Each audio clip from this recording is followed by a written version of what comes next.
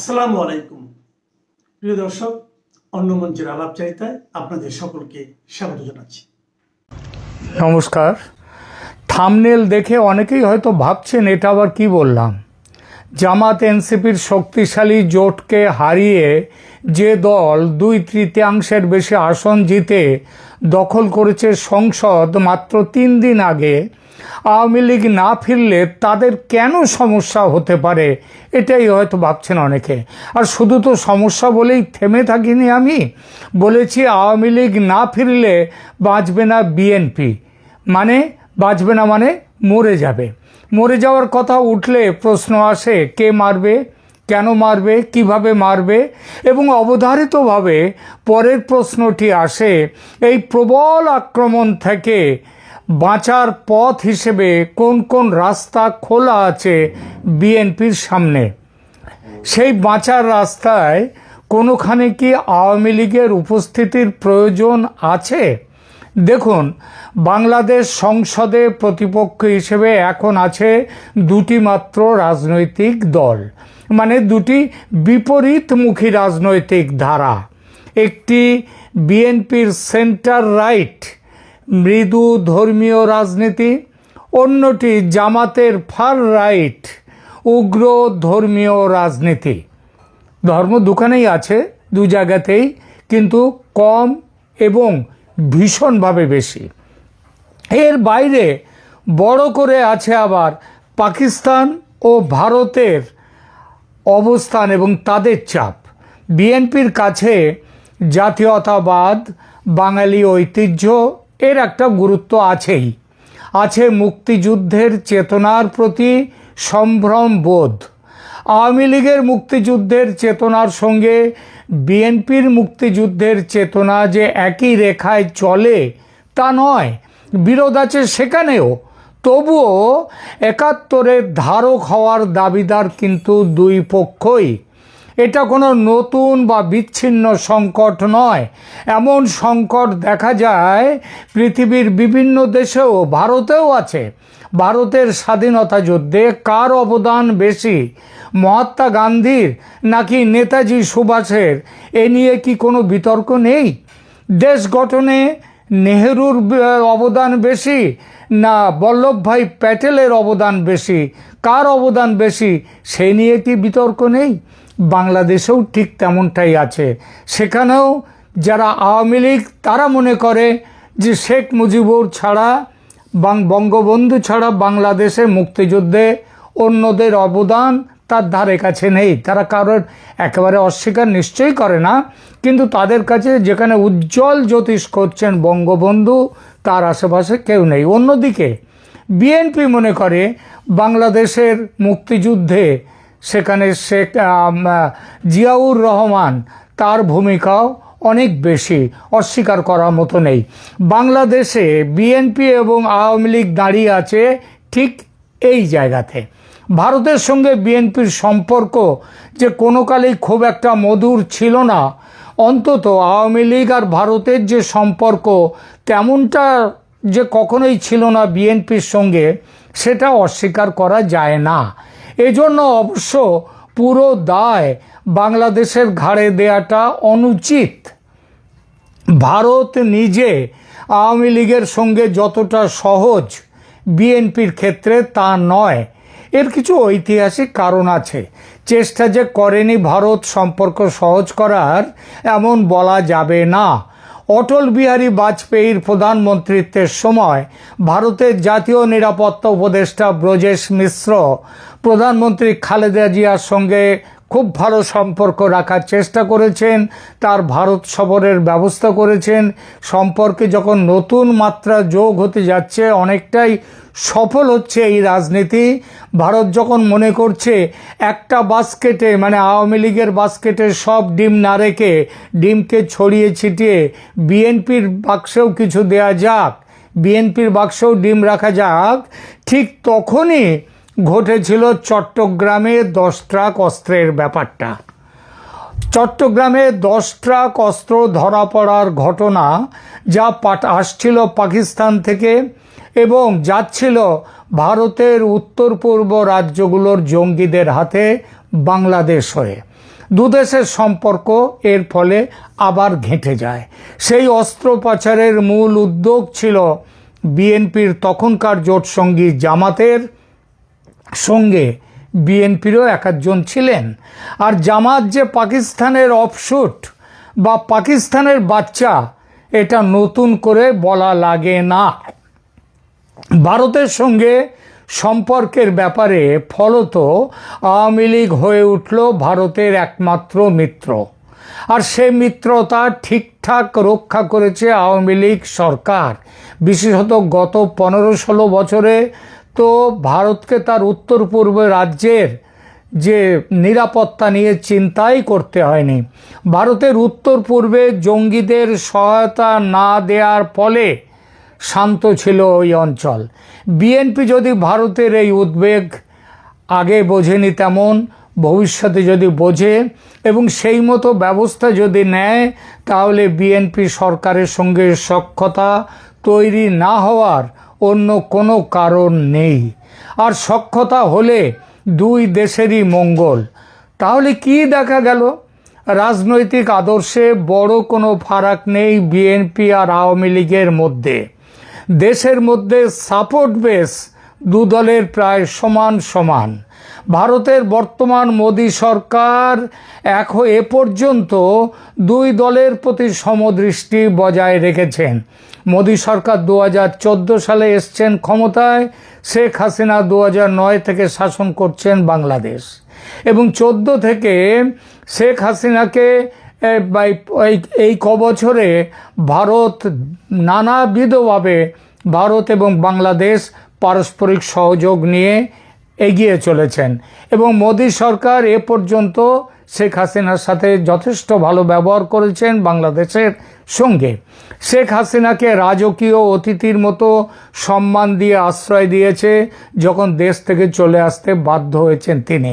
আবার দেখুন, বিএনপির শেখ হাসিনাকে দেশ থেকে চলে আসার ফলে তাকে ভারত আশ্রয় দিয়েছে।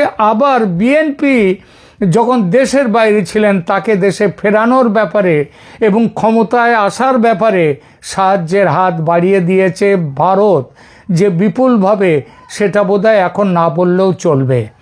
এমন পরিস্থিতিতে আওয়ামী লীগ ও বিএনপি এই দুটি সমান আদর্শের দল যদি সুসম্পর্ক বজায় রেখে দেশের মূল ধারার রাজনীতিতে পরস্পর প্রতিদ্বন্দ্বিতা করে, তবে যে ধর্মীয় সাম্প্রদায়িক রাজনীতি আজ জামাতে ইসলামী ও তার সহযোগী দলগুলোর কারণে বাংলাদেশে ভয়াবহ পরিস্থিতি তৈরি করেছে ও আরও ভয়াবহ পরিস্থিতি তৈরি করতে চলেছে, সেটা থেকে মুক্ত হবে দেশ।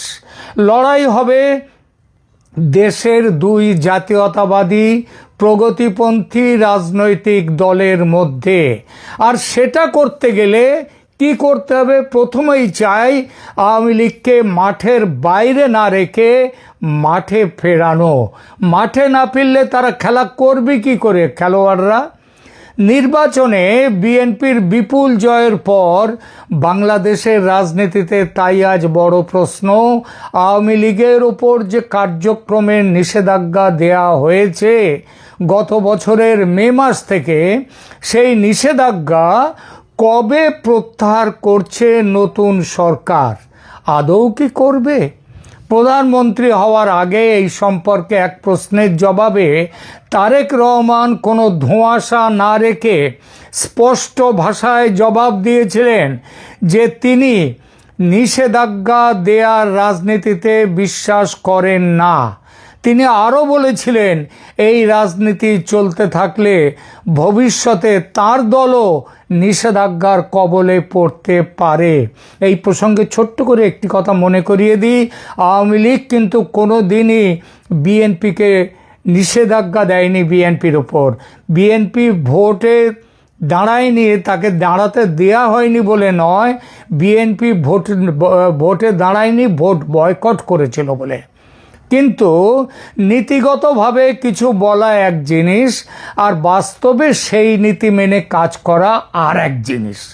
এই প্রতিবেদনে আমরা দেখব বিএনপিকে এই মুহূর্তে আওয়ামী লীগের ওপর জারি করা নিষেধাজ্ঞা প্রত্যাহার করে তাকে রাজনৈতিক কার্যক্রম শুরু করতে দেওয়ার জায়গায় আছে, আবার এমন সিদ্ধান্ত নিলে বিএনপির ক্ষেত্রে রাজনৈতিক কি সুফল বা কি কুফল হতে পারে।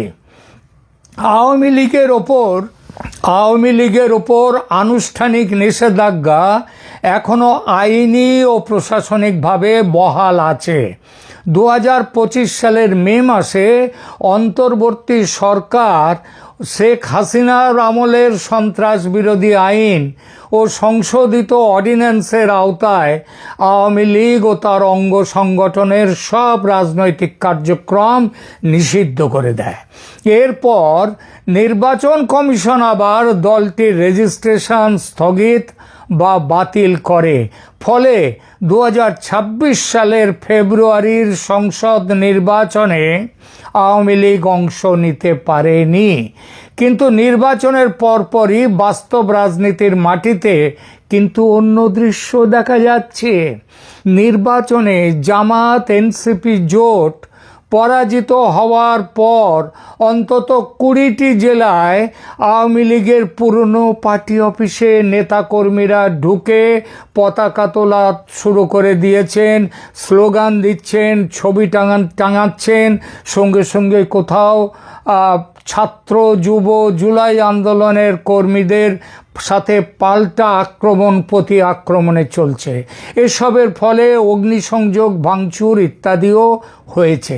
ঢাকাতেও পর্যন্ত আওয়ামী লীগ তাদের একটি বেদখল হওয়া অফিস উদ্ধার করে সেখানে কাজ করা শুরু করেছে। পঞ্চগড়ে এক ইউনিয়ন পর্যায়ের আওয়ামী লীগ অফিস পুনরায় খোলার ঘটনায় স্থানীয় বিএনপি নেতাকে সামনে দাঁড়িয়ে সমর্থন দিতেও দেখা গেছে। তিনি নিজে বলেছেন, এলাকার শান্তি শৃঙ্খলা রক্ষার তাগিদেই অফিস বন্ধ থাকার যৌক্তিকতা নেই আর। যদিও পরে পার্টি এই বিষয়ে তাকে প্রশ্ন করলে তিনি অন্যরকম সাফাই দিয়েছেন। তবে সাফাই যাই দেন না কেন, এটা স্পষ্ট যে আওয়ামী লীগকে আর ফ্যাসিস্ট দল বলে মনে করছে না বিএনপির নেতারা। মাঠ পর্যায়ে বিএনপি চায় আওয়ামী লীগ তাদের রাজনৈতিক কর্মকাণ্ড শুরু করুক, অর্থাৎ আইনগত নিষেধাজ্ঞা বহাল থাকলেও মাঠের রাজনীতিতে ইতিমধ্যেই আওয়ামী লীগ আবার দৃশ্যমান হতে শুরু করেছে এবং সেই প্রক্রিয়ায় স্থানীয় বিএনপি নেতাদের একটি অংশ অন্তত নীরব, কোনো জায়গায় সরব সমর্থনও দিচ্ছে, এমন উদাহরণ মিলে যাচ্ছে। বাংলাদেশের রাজনীতির নির্বাচন উত্তর গতিবিধি দেখে বোঝা যায় মাঠে অদৃশ্য থাকলেও আওয়ামী লীগকে নিয়ে বেশ কিছু পরিমাণে আবর্তিত হতে চলেছে আগামীর রাজনীতি। কেন আগামী দিনের রাজনীতিতে সংঘাত আরও তীব্র হবে তার পেছনে আছে এক ত্রিমুখী বাস্তবতা। 1, গণভোটে পাশ হওয়া জুলাই চার্টার। 2, সেই চার্টারকে প্রশ্নবিদ্ধ বা বিলম্বিত করার বিএনপি কৌশল। এবং 3, দুইটি বিষয়কে কিভাবে প্রভাবিত করতে পারে যদি আওয়ামী লীগের মাঠে পুনরাবির্ভাব হয় তাহলে সেই বিষয়। এই 3টি বিষয় একসঙ্গে মিলিয়ে কয়েকটি অবধারিত টানাপোড়েন তৈরি হচ্ছে। জনম্যান্ডেট বনাম সংসদীয় সংখ্যাগরিষ্ঠতায় জুলাই চার্টার গণভোটে হ্যাঁ পেয়েছে, যদিও সেটাও প্রশ্নবিদ্ধ নির্বাচনে সেই গণভোটের সংখ্যা। তারা বলছে, সরকার থেকে বলছে 60% মতো ভোট পেয়েছে গণভোট, তারও মধ্যে আবার বেশ কিছু 60% হ্যাঁ ভোট পেয়েছে। একই সময়ে বিএনপি একক সংখ্যাগরিষ্ঠতা পেয়েছে সংসদে। এখন দেখা যাচ্ছে বিএনপি সাংবিধানিক সংস্কার পরিষদের শপথ না নিয়ে বিলম্বিত করতে চায় এই প্রক্রিয়া। দেখে মনে হচ্ছে চার্টারের মূল ধারাগুলোকে লঘু করতে চায় তারা, এবং জুলাই চার্টার নিয়ে যে গণভোট তাকে গুরুত্ব না দিয়ে সংসদের দ্বারা সাংবিধানিক সংস্কারের পথে যাবে তারা। অন্যদিকে জামাত এনসিপি সংবিধান সংস্কার পরিষদের সদস্য হিসেবে শপথ নিয়ে বুঝিয়ে দিয়েছে সংঘাতে যেতে তারা তৈরি। সংঘাতের কারণ হিসেবে তারা সহজেই বিএনপি সরকারকে বলতে পারবে যে সংসদীয় সংখ্যাগরিষ্ঠতা দিয়ে আপনারা গণভোটের ম্যান্ডেট খর্ব করছেন। এ থেকেই রাস্তায় সংঘাতের শক্তিশালী নৈতিক ও রাজনৈতিক ভাষা পেয়ে যাবে জামাত এনসিপির আন্দোলন। ফিরতে পারে রাজপথের আন্দোলন। 24 জুলাইয়ের মতো অতটা ব্যাপক না হলেও চেষ্টা করবে সেই রকম ব্যাপক করার। জামাত নিশ্চিতভাবেই চুপচাপ বসে থাকবে না আগামী 5 বছর। যেভাবে দেশে গত 1.5 বছর সাম্প্রদায়িক রাজনীতিতে হাওয়া দিয়ে মজবুত করেছে তাদের সংগঠন, যেভাবে প্রশাসনকে দখল করেছে, সেই একই কায়দায় আগুন জ্বালিয়ে আবার ক্ষমতা দখল করতে চাইবে তারা। ধর্মীয় রাজনীতির সমর্থক বিএনপির মধ্যে যে খুব একটা কম নেই তা নয়, যথেষ্ট আছে। তারা ক্রমশ বিএনপি ছেড়ে জামাতের সমর্থক হচ্ছেও। নির্বাচনের আগে দল বদলের বেশ কিছু পরিচিত মুখকে দল বদল করতে দেখা গেছে। এই প্রক্রিয়া আগামীতে আরও বাড়বে। এক কথায় বিএনপির সদস্য বিএনপিকে খেয়ে পালোয়ান হতে চাইছে জামাত, আর সেটাই তাদের রাজনৈতিক লাইন। আবার শুধু বিএনপি কেন, ছদ্ম জামাতি কি আওয়ামী লীগেও নেই? নিশ্চয়ই আছে। হয়তো বিএনপির চেয়ে তুলনায় কম, হয়তো নিশ্চিতভাবেই কম, কিন্তু আছে, একেবারে নেই তা নয়। ধর্মের সুরসুরি যত বাড়বে এবং সেই সুরসুরি দিয়ে যদি জামাত তারা যদি সফল হতে থাকে, তাহলে যত দিন যাবে বিএনপি ছেড়ে লোক যেমন জামাতে চলে যাবে, আওয়ামী লীগ ছেড়েও যারা এখন সমর্থক রয়েছে তারাও জামাতের দিকে ঘেঁষবে। এই জামাতি বিপদ থেকে বাঁচতে গেলে মূলধারার রাজনীতির এই দুই দল বিএনপি এবং আওয়ামী লীগকে পরিকল্পনা করে মাঠের দখল ফিরিয়ে নিতে হবে। জামাত এনসিপি এবং সংশ্লিষ্ট ছাত্র যুব সংগঠনগুলো নিজেদেরকে 2024 সালের জুলাই অভ্যুত্থানের প্রকৃত উত্তরাধিকারী হিসেবে প্রতিষ্ঠা করতে চাইবে। তাদের বার্তা স্পষ্ট, আওয়ামী লীগকে হটিয়ে শুধু পুরনো 2 দলীয় শাসন পুনঃপ্রতিষ্ঠা করা নয়, বরং পুরো ব্যবস্থার রূপান্তর চাই তাদের হিসাবে, তাদের মতো করে। বিএনপি যদি চার্টারের রাজনৈতিক ও প্রাতিষ্ঠানিক রূপান্তরগুলোতে টালবাহানা করে, যেটা বিএনপি করতে শুরু করেছে, তাহলে পুরনো ব্যবস্থা ফিরিয়ে আনার ষড়যন্ত্র, এই অভিযোগ তুলে জামাত এনসিপি আন্দোলনের রাস্তায় নামবে। দীর্ঘ সময় ধরে বিএনপি জামাত সম্পর্ক ভোট যন্ত্রণা ও ক্ষমতা অংশীদারির ওপরে দাঁড়িয়েছিল। আদর্শিক সুস্পষ্ট ঐক্য কখনোই ছিল না। এখন জামাত সংসদে প্রধান বিরোধী শক্তি হয়েছে আর বিএনপি এসেছে সরকারে। এই অবস্থায় জামাতের জন্য সবচেয়ে লাভজনক রাজনীতি হবে জুলাই চার্টারের আনুগত্যের প্রশ্নে নৈতিক উচ্চভূমি দখল করা। বিএনপিকে অর্ধেক সংস্কারবাদী অর্ধেক ফ্যাসিস্ট এমন কথাও বলতে পারে, সেই হিসেবে চিত্রিত করতে পারে, এবং প্রয়োজন হলে জামাত এনসিপি সংসদ বর্জন করে আবার রাস্তায় নেমে পড়তে পারে। এই 3টি কারণেই বলা যায় সংঘাত কেবল সম্ভব নয়, বরং কাঠামোগতভাবে অনেকটা অনিবার্য দিকেই এগোচ্ছে। এই পরিস্থিতিতে আওয়ামী লীগকে মাঠে নামানোর ক্যালকুলাস বিএনপির কাছে বড় লাভজনক কৌশল।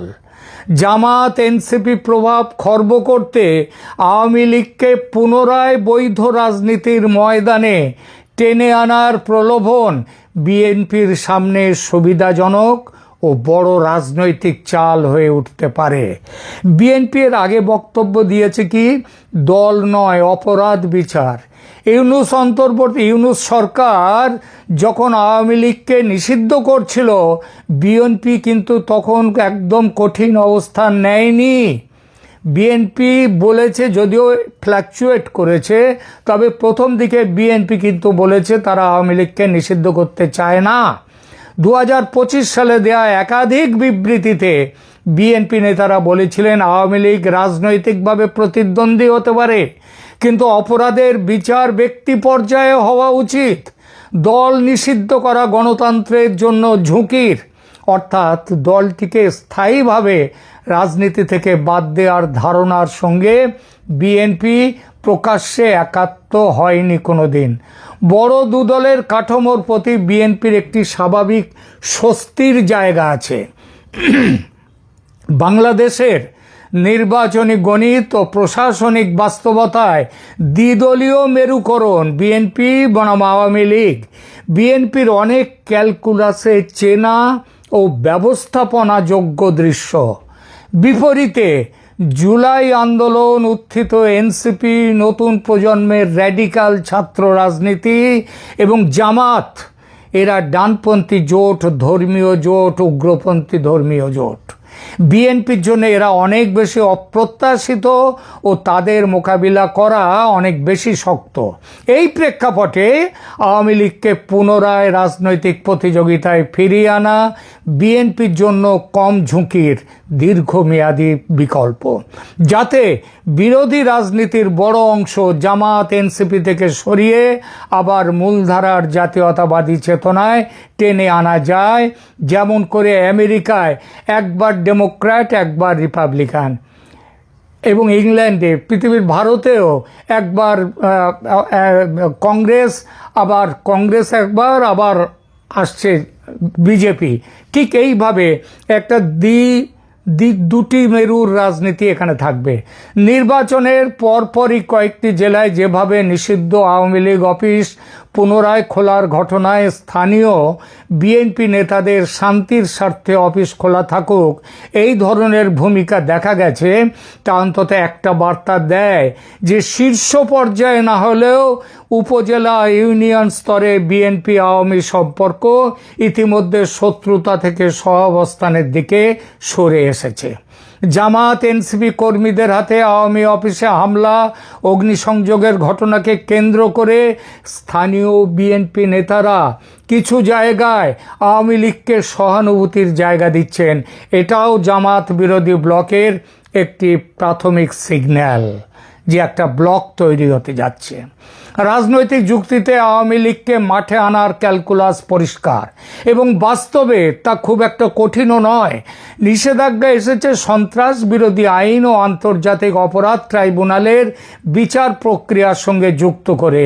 এই সন্ত্রাস বিরোধী আইনের বিরোধী ছিল কিন্তু এই আজ যারা ওই আইনকে ব্যবহার করে ট্রাইব্যুনালে নিয়ে এসেছে শেখ হাসিনাকে, তারা কিন্তু সন্ত্রাস বিরোধী আইনের বিরোধী ছিল। তো এই ট্রাইব্যুনালের বিচার প্রক্রিয়ার সঙ্গে যুক্ত করাটা কিন্তু সেটা কিন্তু ওই আন্তর্জাতিক অপরাধ ট্রাইব্যুনালে আইনে অর্ডিন্যান্স করে সেইটা করেছে। নির্বাচন কমিশনও দলটির রেজিস্ট্রেশন স্থগিত করেছে, যা পুনর্বহালের জন্য সুস্পষ্ট একটি আইনগত প্রক্রিয়া নয়। কিন্তু এই সমস্যা দূর করা আদৌ কঠিন নয়। আগামী 1 মাসের মধ্যে রাষ্ট্রপতির জারি করা ট্রাইব্যুনাল অর্ডিন্যান্স সংসদ পাশ না করলে ট্রাইব্যুনালের অস্তিত্ব শেষ। ট্রাইব্যুনালের আরোপিত দণ্ড ও শাস্তি বাতিল করা কিংবা হাইকোর্টে বা সুপ্রিম কোর্টে পুনর্বিচার হওয়া, এটাই হতে পারে বড় জোর। সেখানে দলের বিরুদ্ধে গাজোয়ারি মামলা যেটা করেছিলেন মোহাম্মদ ইউনূস, সেটা হবে না। মামলা হতে পারে ব্যক্তি বিশেষের বিরুদ্ধে। ফলে দলের ওপর নিষেধাজ্ঞা তুলে নেওয়ার জন্যে একটি ছোট্ট নির্বাহী আদেশ জারি করাটাই এখন ব্যাপার, তার বেশি নয়। রাজনৈতিক বিশ্লেষকদের একটা বড় অংশের তাই অনুমান, বড় জোর আর একটা মাত্র মাস, তার মধ্যেই আওয়ামী লীগ নিষেধাজ্ঞা মুক্ত হয়ে রাজনীতিতে ফিরছে দেশে। এবং তারপর জামাত এনসিপির একচেটিয়া আন্দোলন হুমকি এবং ধর্মীয় মৌলবাদী প্রচার কিংবা অপপ্রচার ঠেকাতে, মুক্তিযুদ্ধের ঐতিহ্যকে সময় ফিরিয়ে আনতে, বাংলাদেশে নতুন করে একাত্তরের চেতনা আরও প্রবলভাবে প্রতিষ্ঠিত করতে বিএনপিকে জোরদার আন্দোলনে নামতে হবে।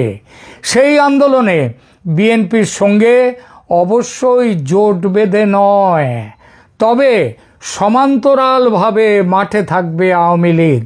বড়জোর 1 মাস সময় লাগবে। আর রাষ্ট্র পরিচালনা খুবই ভেজাইল একটা কাজ ভাই। বিএনপির আজকে সরকার গঠন হয়েছে, শপথ নিয়েছেন, মন্ত্রিসভা গঠিত হয়েছে, প্রতিমন্ত্রী সভাও গঠিত হয়ে গেছে। তো সবকিছু মিলিয়ে বিএনপির নেতাকর্মীরা উচ্ছ্বাস প্রকাশ করছেন, কিন্তু দলটির যারা মূল কর্তা বা হর্তাকর্তা ব্যক্তি, বিশেষ করে জনাব তারেক রহমান থেকে শুরু করে সরকার পরিচালনায় যাদের সবচেয়ে বড় ভূমিকা রাখতে হবে এই দলটির, তাদের কাঁধে কি পরিমাণ ঋণের বোঝা চাপিয়ে গেছে এই ডক্টর ইউনূস সরকার। শেখ বশির সাহেব, সম্ভবত আকিজ গ্রুপের কর্ণধার, তিনি একবার বলছিলেন যে এই অন্তর্বর্তী সরকারের ১.৫ বছরের শাসনামলে বিদেশ থেকে প্রায় ২১ লক্ষ কোটি টাকা ঋণ নেওয়া হয়েছে। এটা নিশ্চয় আপনারা অনেকেই দেখেছেন। এর আগে আওয়ামী লীগ সরকার থাকতে এই ঋণের পরিমাণ ছিল আরো ২ লক্ষ কোটি, অর্থাৎ সব মিলিয়ে ২৩ লক্ষ কোটি টাকা ঋণ চাপায়ে গেছেন পরবর্তী সরকারের কাঁধে। যেহেতু বিএনপি এখন সরকার গঠন করেছে, ঠিক প্রথম দিনই এই সরকারের জন্য সবচেয়ে বড় চ্যালেঞ্জ হচ্ছে এই বৈদেশিক ঋণ পরিশোধ, নতুন করে ডেভেলপমেন্ট কার্যক্রম, ইকোনমিকে ব্যালেন্স করা, ডলারের রেটকে ব্যালেন্স রাখা, প্রবৃদ্ধির মাত্রা অর্জন করা, এরকম অনেক কিছু হিউজ চ্যালেঞ্জিং ইস্যু সামনে এসেছে।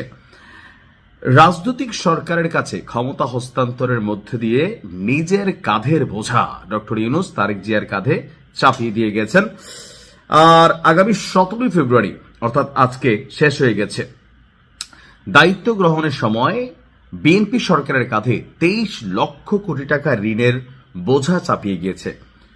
পাশাপাশি ২০২৫ সালেও ব্যাংকিং উৎস থেকে সরকারের ঋণের প্রবৃদ্ধি ছিল ৩২% বেশি।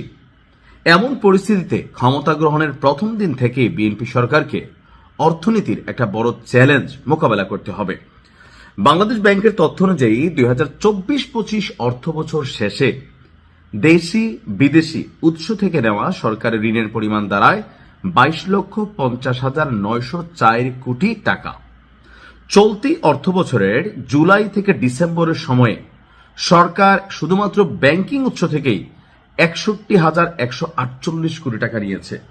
এখন আসলে এই ১.৫ বছরে দেশে কি উন্নতি হয়েছে, কি ডেভেলপমেন্ট হয়েছে, কি সংস্কার হয়েছে আমি আসলে জানি না। তবে অনেক জায়গায় রাস্তাঘাট, যেমন আমার কুমিল্লা ৫, এখানে বুড়িচুং ব্রাউনপাড়া যে রোড আছে, এই রোডটাতে উন্নয়নের কাজ হয়েছে। কাজ হয় না একদম তা না, তবে যেই টাকাটা টোটালি এখানে আসলো সেই পরিমাণ টাকার কাজ হয়েছে কিনা এটা হচ্ছে প্রশ্ন। দর্শক, এই সময়ে ১০৭,৪০,০০,০০০ ডলারের নেট বৈদেশিক ঋণ আমরা গ্রহণ করেছি। প্রতি ডলার ১২২ টাকা ধরে এর পরিমাণ ছিল ১৩,১০৩ কোটি টাকা।